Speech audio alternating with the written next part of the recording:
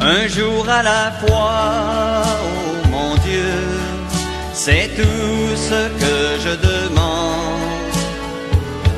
Le courage de vivre, aimer, d'être aimé, un jour à la fois.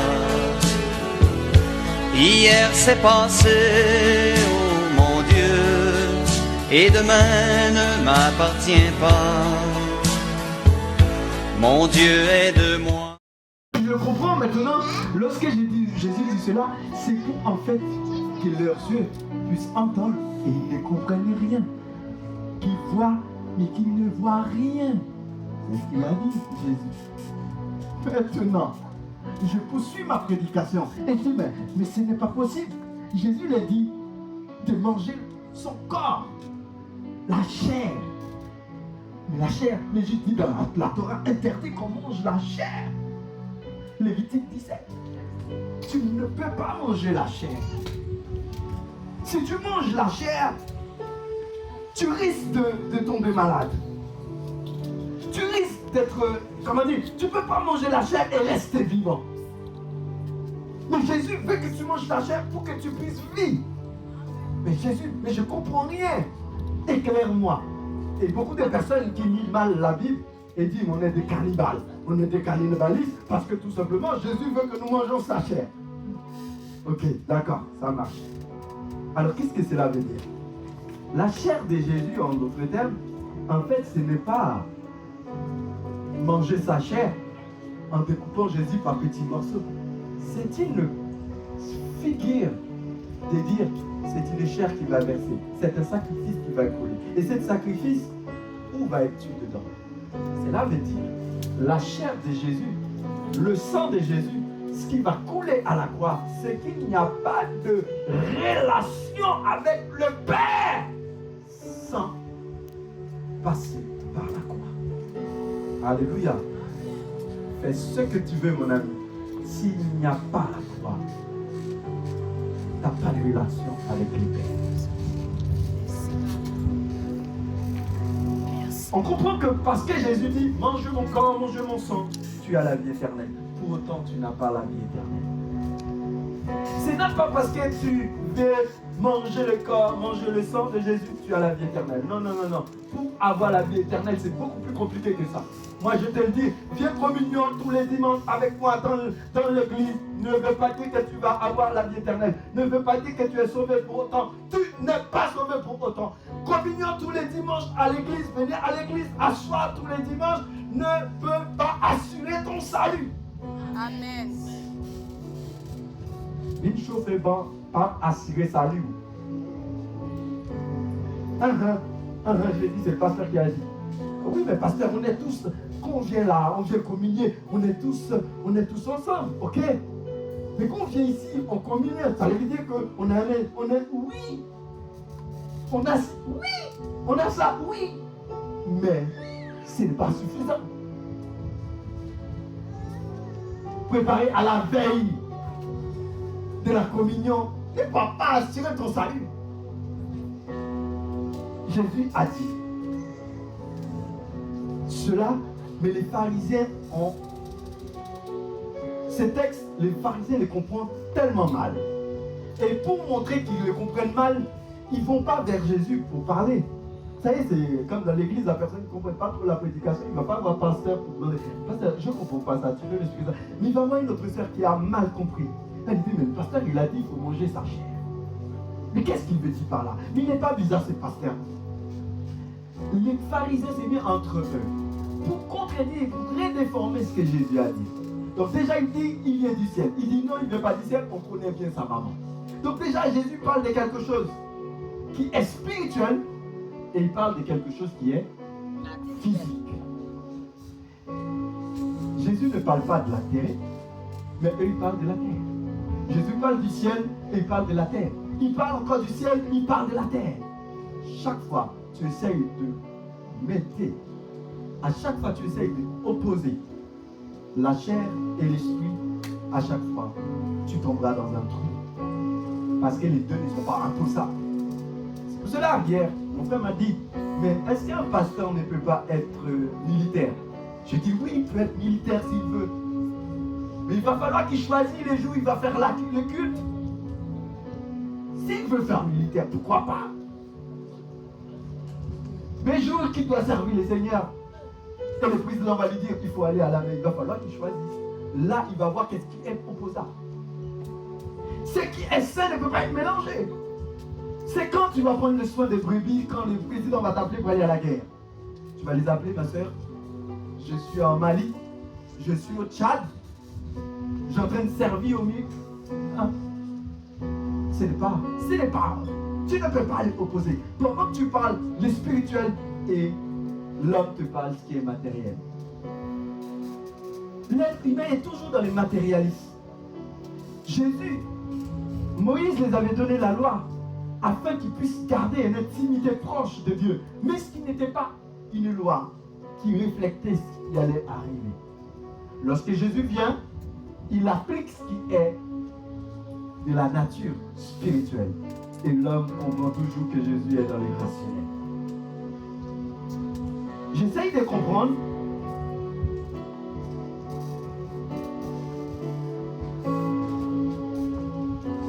Ce qui m'a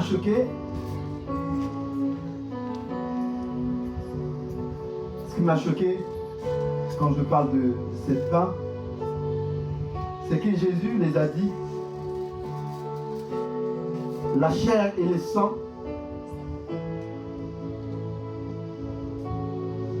ce n'est pas ce que tu crois. Mais la chair et le sang de Jésus, c'est un don. Amen. Je ne sais pas s'il y a quelqu'un qui me suit. Vous savez, faire partie de communion, viens à la table de Dieu, c'est un don. Ah. Je vais vous dire pourquoi c'est un don. Vous savez qu'il y a des personnes qui sont baptisées et depuis le début de leur baptême, c'était le premier et la dernière fois qu'ils ont pris la Sainte Seine. Il y a des personnes qui Satan retient captifs même après avoir été baptisées. Ah oui. Amen. Amen. Satan retient captif même après son baptême.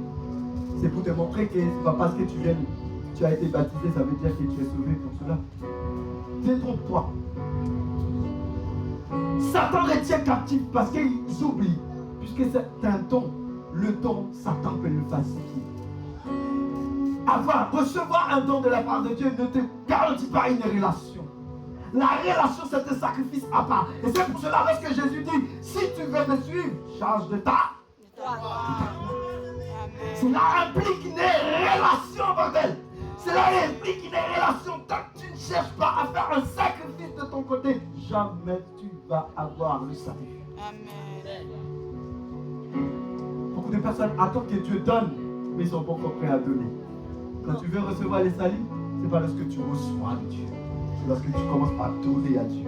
Je ne parle pas de l'argent, c'est lorsque tu commences par donner à Dieu. Je ne parle pas de l'argent, je reprends. C'est lorsque tu commences par donner à Dieu. Une chose que Darlene, elle sait bien, je ne pourrais pas saquer ma relation avec Dieu pour qui que ce soit, même pour mon temps avec Darlene. Si l'Éternel veut que je prie, je vais prier. Et partout où je suis dans la maison. Si l'Éternel veut que je passe un temps de jeûne, je le passerai. C'est une question de relation, ce n'est pas l'amicalité. Amen. Beaucoup d'entre nous, on veut faire l'évangile pas amical. Parce qu'on a un ami. Parce qu'on vient chercher une confidence, une relation. Par respect. Mais en quoi à l'intérieur, il n'y a pas de relation avec Dieu. Et tu te dis que c'est quand tu mangeras la chair, c'est quand tu prendras le sang de Jésus. C'est quand tu participeras dans la Sainte Seine réellement. Tu veux participer dans la Sainte Seine, mais tu n'as pas toujours de relation avec Dieu. Ah oui, c'est le cœur qui compte, mais est-ce que le cœur il est nettoyé? Oui, le cœur qui compte, il est propre. Comment tu veux que l'Éternel te sert dans un endroit qui n'est pas propre?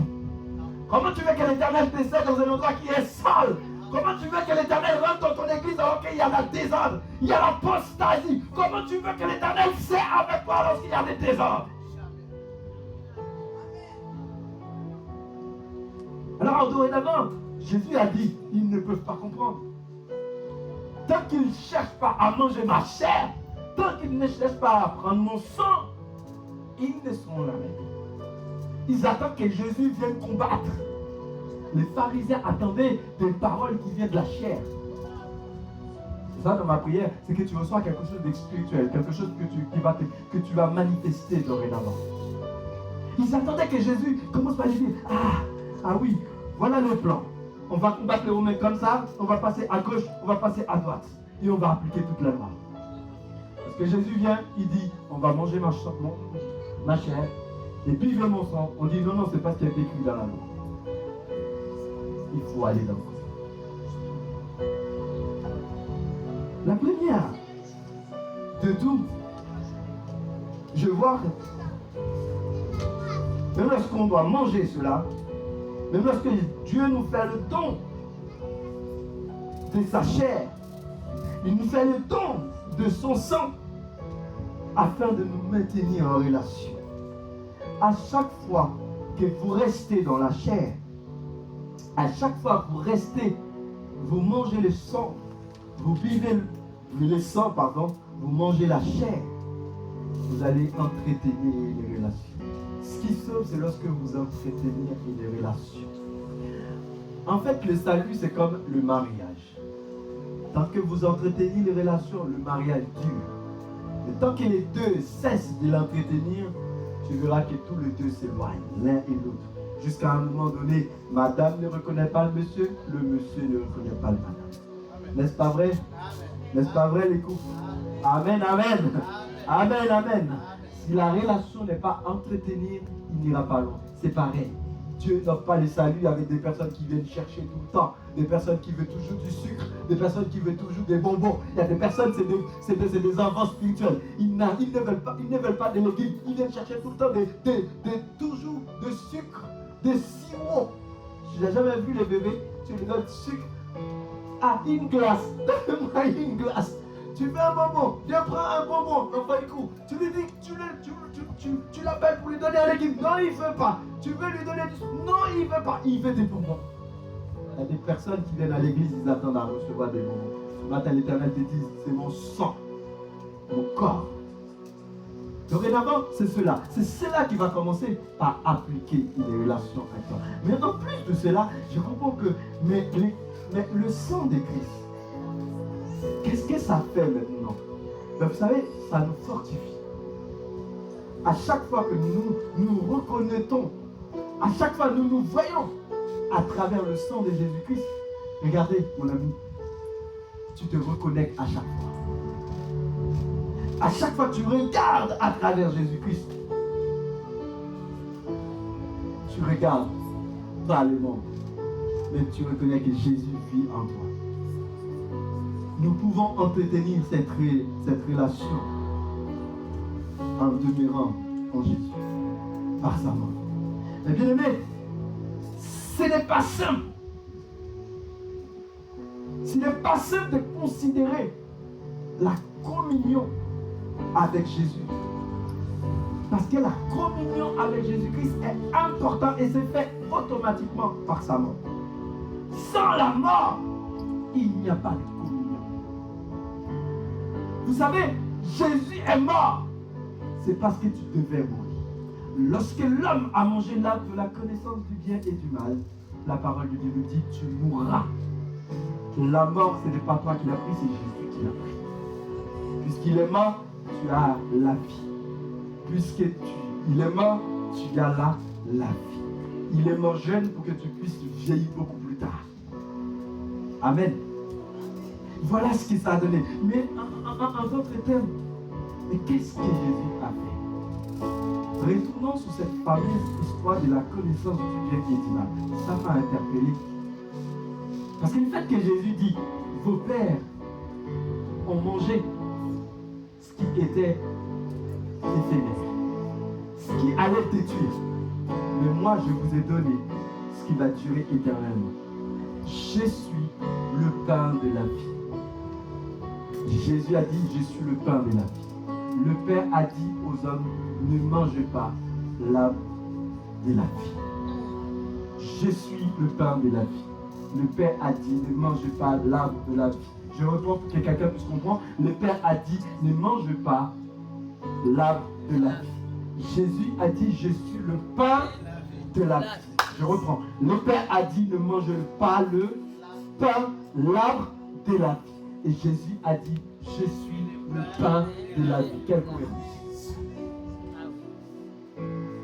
Ce que le Père avait interdit n'était pas interdit parce que l'homme était inférieur à Dieu. Beaucoup de personnes disent, mais si il l'a mis, c'est soit pour attirer l'homme dans un piège. Pourquoi Dieu pose un arbre dans les jardins d'Éden alors qu'il sait parfaitement qu'on est capable de le manger? Le but de l'Éternel n'était pas pour prendre l'homme dans le piège. Je vais vous faire comprendre quelque chose. Les parents qui ont des bébés, avant que les bébés arrivent, qu'est-ce que vous mettez dans le berceau? Si vous savez dans le berceau, il y a un objet qui est dangereux comme un couteau, vous la laisserez dans le berceau? Non. Penserez-vous que l'Éternel aurait mis l'arbre de la connaissance du bien et du mal pour faire du mal avec l'homme? Non, je ne pense pas. Je ne pense pas qu'il aurait mis l'arbre de la vie pour faire du mal aux hommes. Non, mais pourquoi il les a fait? Je pense que dans la vie, comme chacun d'entre nous, il y a un moment donné, on doit atteindre un niveau d'expérience, un niveau de maturité. S'il y a une chose que l'Éternel a toujours privilégiée avec l'homme, c'est l'intimité. Toujours relation, toujours accord, toujours parité, toujours un lien merveilleux. Mais cela, ce n'était pas suffisant. Lorsque vous construisez un jardin, vous mettez seulement les produits que vous aimez. Dans les jardins d'Éden, la parole de Dieu nous dit, l'Éternel a mis tout dans le jardin parce qu'il voulait créer un jardin qui est ce qu'on appelle pas parfait. Les jardins d'Éden ne pouvaient pas être parfaits s'ils n'avaient pas la connaissance du bien et ce qui était mal. Les jardins d'Éden ne pouvaient être parfaits s'il n'y avait pas l'arbre de la vie. Les jardins d'Éden ne pouvaient pas être parfaits si à l'intérieur de ce jardin, il ne pouvait pas avoir une substance qui guérit. Oh, l'arbre de la vie, c'est l'arbre qui guérit. L'arbre de la vie, c'est l'arbre qui guérit. C'est l'arbre qui résout les problèmes. C'est l'arbre qui délivre. Voilà l'arbre de la vie. Et l'arbre de la connaissance, c'est l'arbre qui t'enseigne. C'est l'arbre qui te dit, voilà cette plante, voilà l'origine de cette plante, voilà l'origine de ça. Il ne pouvait pas être si parfait si l'arbre, si le jardin d'Éden n'avait pas à l'intérieur de lui l'arbre de la connaissance du bien et du mal et l'arbre de la vie. Je le répète, le jardin d'Éden ne pouvait pas être parfait s'il n'y avait pas ces deux arbres. Même s'il avait tous les animaux possibles, mais ces deux arbres portaient le jardin. Et c'est cela qui le rendrait parfait. Pourtant, ces deux arbres étaient sur l'œuvre, l'image de l'homme. Dans Luc chapitre 12, verset 37, je veux bien qu'on y aille. Luc chapitre 12, verset 37. Écoutez bien, qu'est-ce qu'ils vont dire? Verset 37. Heureux ces serviteurs que le maître à son arrivée trouve veillant. Je vous l'ai dit en vérité, il se scindra et le fera mettre à table et s'approchera pour les servir. Amen. Heureux les serviteurs que le maître à son arrivée trouvera veillant. Je vous l'ai dit en vérité, il se scindra. Il les fera mettre à table et s'approchera pour les servir. N'oublie pas ce qu'on vient de lire. Allons maintenant dans Apocalypse chapitre 22.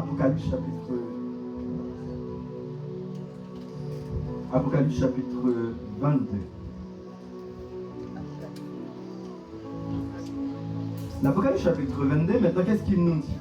Verset 1er à 2. Et il nous montra un fleuve d'eau de la vie limpide,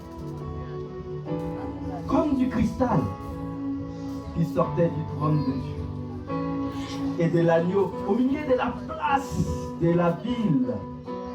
Sur les deux bords du fleuve, Il a dit au milieu de la place de la ville. Au milieu de la place de la ville, sur les deux bords du fleuve, il y avait un arbre.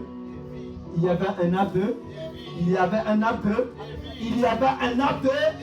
Produisant combien? 12 fois des fruits. Rendant son fruit chaque mois. Chaque mois, il y avait un fruit différent. Produisant 12 fois des fruits. Rendant son fruit chaque mois. Et dont les feuilles servaient à la guérison des nations. Amen. Amen. L'Apocalypse me dit que celui qui est dans la maison de Dieu, je ne sais pas quelle est ton attitude. Je veux parler avec une personne qui ne cherche pas à comprendre ce que je dis. Je cherche une personne qui veut me comprendre.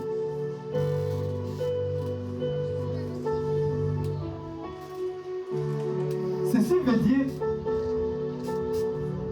chaque chose que l'Éternel fait, il le fait pour un but. Amen. Amen. Amen. L'arbre de la connaissance du bien et du mal qui était au jardin d'Éden, la parole de Dieu nous dit quand l'homme a péché, l'Éternel a tout de suite compris qu'ils ne peuvent pas rester dans ce jardin. Il les a chassés du jardin, il a fait remonter. Non, il n'a pas fait remonter, il a fait disparaître sur le yeux. Cet arbre était protégé de la vie, était protégé par des chérubins. Cet arbre a été protégé. La parole de Dieu nous dit, cet même arbre, il viendra un jour, il ne sera pas protégé. Il sera lui placé. Mais comment avoir accès? Cet arbre de la vie dont nous parlons, que chaque personne peut manger des fruits de cet arbre, dorénavant, ce n'est pas n'importe qui peut manger ce fruit. Car l'Éternel lui-même, les personnes qui auront le droit de manger ces fruits, ce sont des personnes. Ce sont des personnes qui n'ont pas été dans les désordres. Et l'Apocalypse nous donne encore une preuve. Qui sont ces types de personnes qui auront le droit de manger ces fruits? Apocalypse chapitre 3, verset 14 à 15, je pense. Qu'est-ce qu'il dit Apocalypse chapitre 3, verset 15? Apocalypse chapitre 3, il va nous maintenant, Apocalypse chapitre 3, Apocalypse chapitre 3.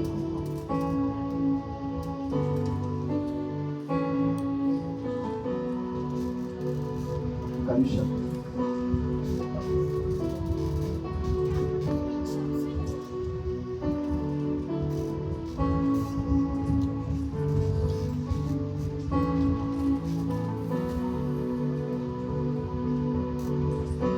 Écrit à l'ange de la Odyssée, voici ce que Tite, l'amène les témoins fidèles et véritables, les principes de la création de Dieu. Je reconnais tes œuvres et je sais que tu n'es ni froid ni bouillant. Puisses-tu être froid ou bouillant, ainsi parce que tu es tiède. Tu es tiède et que tu n'es ni froid ni bouillant, je te vomirai de ma bouche. Le seul principe pour y avoir droit à l'arbre de la vie, il faut faire partie de ceux qui ont été éprouvés. Je m'explique. Dans le chapitre 12 du livre de Luc, il dit ceux qui ont le droit d'avoir, ceux qui ont le droit d'être à la table du maître, c'est ceux qui ont veillé. Donc c'est ceux qui ont été éprouvés. Ceux qui ont passé les épreuves. Il a dit, c'est à mon arrivée, je les trouve veillants. Ça veut dire que ils n'étaient pas dans les débauches. À mon arrivée, je les trouve respecter mes ordonnances. En quelque sorte, l'Apocalypse nous dit ceux qui ont gardé mes principes. Amen.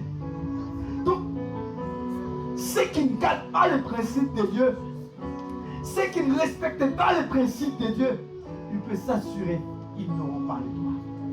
Et je vais aller plus loin. Si Adam n'a pas eu accès à l'arbre de la vie, ce n'est pas parce que c'était interdit, c'est parce que Adam n'a pas réussi l'épreuve. Wow, écoute-moi bien. C'est parce que Adam n'a pas réussi l'épreuve. Lorsque l'Éternel te dit quelque chose, c'est qu'il y a toujours des conditions. L'Éternel ne donne rien sans condition. Si l'arbre de la vie, si les autres arbres étaient libres d'accès, mais les deux arbres, ils étaient accessibles, mais avec des conditions. Ce n'est pas parce que l'Éternel dit non, ça veut dire c'est interdit. Le non ne veut pas forcément dire interdit. Le non peut aussi dire après. Combien de personnes qui prient l'Éternel pour avoir un enfant 10 ans, 15 ans, et sur la 20e année, ils ont. C'est parce que c'était un non ou c'était parce que c'était interdit? C'est pas interdit, mais c'était un non. Et un oui plus tard. Ne confondez pas l'interdiction de Dieu avec le non de Dieu. L'Éternel peut dire non, le temps que tu réussis l'épreuve. C'est pour cela beaucoup de choses que tu ne réussis pas dans ta vie. C'est parce que tu n'es pas assez patient. C'est parce que tu ne prends pas le temps d'attendre le Seigneur. Et c'est pourquoi l'Éternel dit, le malheur atteint souvent le juste, mais l'Éternel l'en délivre. Pourquoi l'Éternel l'en délivre? Parce que l'Éternel attend toujours que les justes patientent, que les justes réussissent toujours les épreuves. Et un juste a tout le temps d'épreuves dans sa vie. Ce n'est pas comme un méchant. Un méchant, quand l'épreuve arrive, il est englouti. Regarde un méchant dans ta vie. Quand un épreuve arrive, il est englouti. Il ne peut pas recommencer. Mais un juste, quand le malheur lui arrive, l'Éternel l'en délivre et il replonge encore dans le malheur, l'Éternel l'en délivre.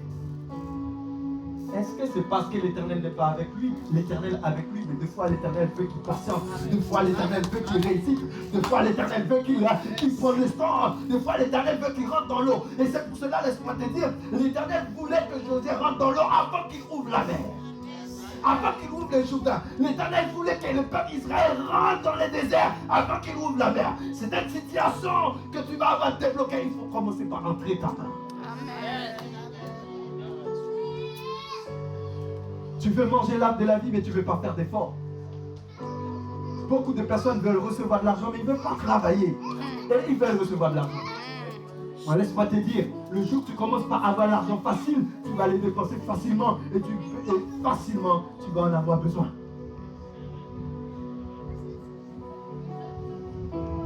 Tout le monde pouvait vivre à 500 €.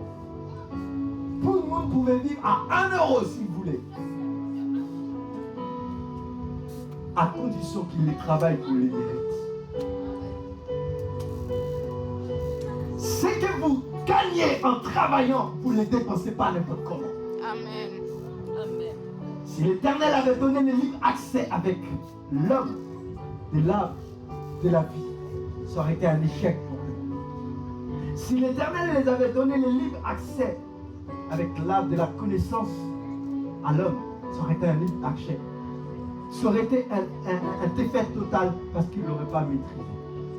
Si l'Éternel nous avait préparé avant qu'on mange l'arbre du bien et du mal, aujourd'hui on ne serait pas là. On l'aurait mieux maîtrisé. Peut-être que l'Éternel nous aurait enseigné d'abord, mangez l'arbre de la vie, après vous mangerez l'arbre de la connaissance du bien et du mal. Et si la plus belle chose, c'était de manger l'arbre de la vie avant de manger l'arbre du bien et du mal. Pourquoi, mes bien-aimés? Parce que l'arbre de la vie, il guérit. L'arbre de la vie, il n'y a pas de souffrance dedans. C'est l'arbre qui donne la vie, bordel. C'est l'arbre qui donne. Oh, que l'arbre de la connaissance du bien et du mal, c'est l'arbre qui te fait connaître le mal, qui te fait connaître ce qui est bien. C'est l'arbre qui t'enseigne. Les deux arbres avaient ce qui était bon dedans. Mais l'homme les a utilisés mal. On les a mal utilisés, donc, qui nous a mis dans cette état. Vous comprenez, mes bien-aimés? Et c'est pour cela, lorsque Jésus vient, il n'est pas venu nous donner directement des potirons, ni des bonbons. Jésus dit, je viens les donner l'enseignement. Pourquoi l'enseignement? C'est l'enseignement qu'ils n'avaient pas à recevoir avant de manger l'arbre de la connaissance du bien. Jésus vient de dire, je viens de donner d'abord ma chair. C'est ce qu'ils avaient besoin avant de manger l'arbre de la connaissance du bien et du mal. Parce que lorsqu'il a fini de donner sa chair, il les a donné une relation avec le Père. Une fois que la relation a été intimement liée avec le Père, maintenant tu peux manger l'arbre de la vie. Et c'est pour cela qu'il a dit, je suis le pain de vie. Je suis le pain de vie. Je suis le pain de vie. Sans le pain de vie, tu ne peux rien recevoir. Et c'est pour cela la semence a été faite bien à l'avance. L'Éternel n'avait rien semé pour rien. L'arbre de la connaissance du bien et du mal n'a pas été semé pour rien. L'arbre de la vie n'a pas été semé pour rien. Oui, je reviens dans la semence. Parce que s'il n'y avait pas de semence aujourd'hui, toi et moi, on ne serait pas là à parler. C'est parce qu'il y a la semence de Jésus qui fait aujourd'hui, je suis là à parler. C'est parce qu'il y a une semence qui fait que je peux manger la parole. Je peux vous servir la parole parce qu'il y a une semence avant. Et cette semence, je vous le donne ce matin. Alléluia. Oh, quelle grâce, mes bien-aimés, de voir en tant qu'enfant de Dieu, de pouvoir recevoir pleinement de la part de Dieu sa grâce, sa faveur, de pouvoir faire partie le corps de Christ. Aujourd'hui, j'utilise plein de textes, j'utilise plein de choses pour vous montrer des A plus B. À quel point que l'Éternel nous bénit. Beaucoup de personnes pensent que l'Éternel est égoïste. Oui, Jésus est égoïste, l'Éternel est égoïste. Et j'entends beaucoup de personnes me dire, mais oui, mais s'il ne voulait pas, pourquoi il n'a pas interdit Satan avant que nous, on prenne cet arbre?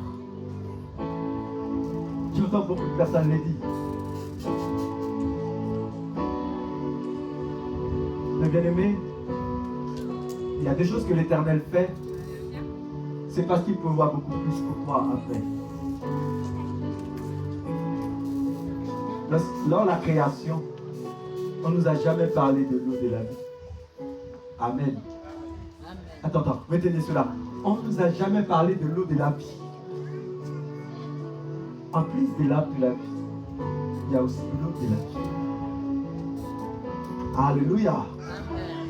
On ne nous a jamais parlé de l'eau de la vie. Mais il y avait l'eau de la vie là aussi.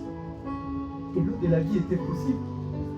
Si les arbres, si l'arbre de la vie était interdit, l'eau de la vie était là.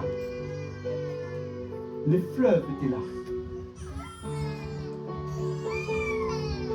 Et dans l'Apocalypse, il nous dit, nous aurons le droit chaque mois avec un fruit différent dans l'arbre de la vie. Mais en plus de cela, nous aurons le droit de manger l'arbre de la connaissance du bien et du mal. Mais cet arbre, nous aurons le droit de manger, l'arbre de la vie. C'est une grâce, mes bien-aimés. Et c'est pour cela qu'il faut lutter. Il faut accepter les épreuves. Mes bien-aimés, les épreuves ne sont pas pour les enfants. Ils sont pour des hommes martyrs. Pour des femmes martyrs. C'est pour ça qu'on dit souvent, ce n'est pas les enfants qui se marient, c'est des femmes.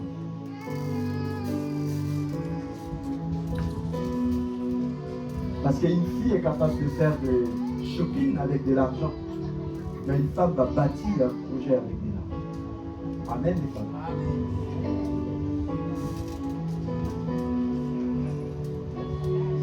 Donc les hommes ne sont pas bons à marier.